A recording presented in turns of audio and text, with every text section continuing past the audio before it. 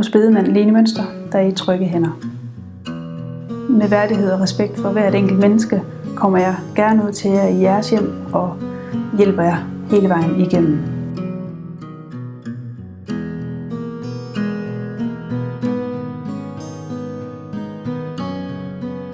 Jeg er en værdifuld sparringspartner igennem processen før, under og efter. Det vil sige, at jeg tager gerne kontakt til præsten, graveren, det kunne være blomsterhandler, stenhugger. Jeg sørger for annoncen til avisen, lige præcis sådan, som I gerne vil have, det skal være. Det er et privilegie for mig at kunne hjælpe jer godt igennem højtideligheden, både før, under og efter, sådan at I kan se tilbage på en mindeværdig dag.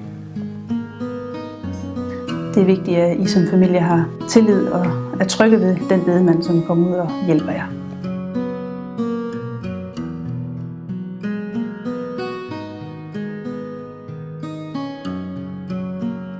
Ved at udfylde pjecen Min sidste vilje, der hjælper du dine pårørende den dag, du ikke er her mere.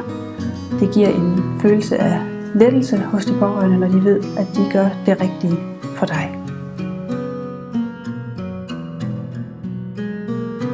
Ved at kontakte mig på telefon eller på mail, der sender jeg gerne et eksemplar til jer af Min sidste vilje. Jeg er også meget gerne behjælpelig til ved at komme ud til jer og udfylde dem.